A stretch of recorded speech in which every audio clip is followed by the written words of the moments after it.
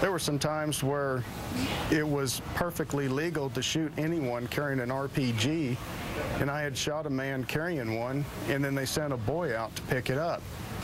I was well within my rights to take the shot, and I know, you know, he's picking it up to hand it back off to someone else to use against us. Just that day I couldn't take the shot. That America's most lethal sniper, retired Navy SEAL Chris Kyle, who joined us on this program a few weeks back. He explained how he decided whether or not to take out a target. It's a process that he says he learned, in part from our next guest, who for 3 years helped run the Navy Sniper Training Program. A former Navy SEAL himself, his new book tells the story of how he went from a California surfer to one of America's most elite soldiers. With us now is retired Navy SEAL Brandon Webb, former course manager for the Navy SEAL Sniper Program. He is author of the New York Times bestseller, The Red Circle, My Life in the Navy SEAL Sniper Corps and How I Trained America's Deadliest Marksman. Brandon, it's a real pleasure to have you here. Yeah, thanks for having me, Dylan. I'm a fan of the show. What are we missing? In other words, our military capabilities are world-class. The training that you have been through and that you administrate is without parallel. Our capacity to uniquely identify targets and address them through the very techniques that you teach is extraordinary. What could we learn about what those capabilities to better both be more respectful of them and also use them more effectively?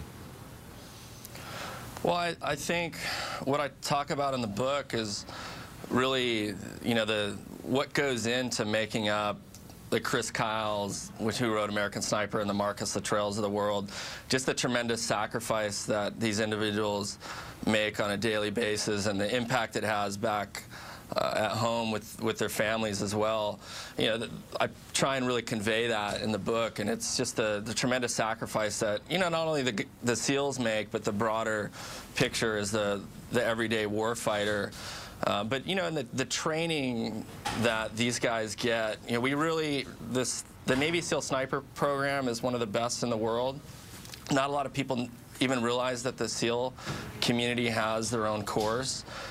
It's 3 months in length, and it's really like going to, you know, getting a Harvard MBA. We spend so much time with these snipers and train them and introduce the technology. You know, these guys are plugging in firing formulas that account for the spin of the earth, you know, the Coriolis effect, and the shots that these guys make on a daily basis all over the globe are just incredible. You know, from the Maersk, Alabama incident to, you know, these guys taking shots at over a mile away at enemy in Afghanistan. The biggest sacrifice that you have had to make, that those that you have trained and are your brothers in this have had to make, that the rest of us may not either be aware of or don't fully appreciate? Well, you know, for me, I think 9/11 affected us all very differently, but I came home from a morning workout, saw the second plane hit the towers, and knew that I was going to be in Afghanistan and missed the birth of my son, you know, my first son. So, you know, I was in the caves hunting bad guys in Afghanistan when my son was born. So, you know, those situations happen. I don't regret serving the country. I would do it all over again. But, you know, that was a big reason I wrote this book, was to harness and record all these life lessons and stories for my own family, so later on in life they can pick up a book and go, okay, that's why Dad wasn't at Little League, at my Little League game on Saturday. He was out doing meaningful stuff to protect the country.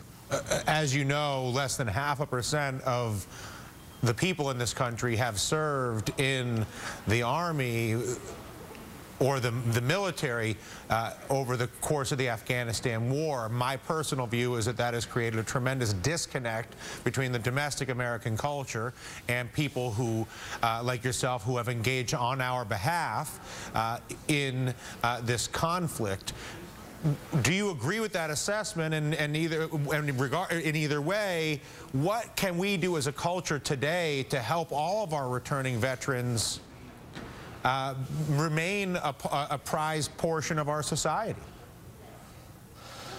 You know, it's a complicated subject. You know, you get into the disconnect between the broader American culture and the current conflicts that we're facing. I mean, it's incredible that we have more people vote for American Idol than in our own presidential elections. But I think me as a former warfighter and a veteran, you know, it's just really telling the American people to really pay attention to the politicians that we put in office, because, you know, Afghanistan has turned into quite the mess, in my opinion, and you know, we really need to start focusing on root causes more than treating the symptoms of terrorism. Like, what are the situations, the social and political environments that produce the bin Ladens of the world, and really start focusing on that. And you know, I think the veteran, the issue that you brought up about around the veterans, it's, you know, there are veterans coming back doing great things, and these guys, they don't want or need handouts, but I think just the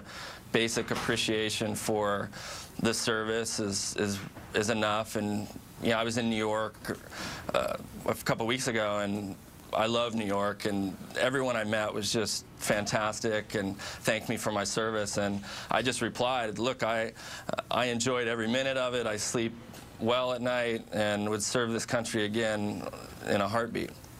Well, it was a pleasure to see you when you were here in person. I know you didn't get on television that day. I don't know if something happened.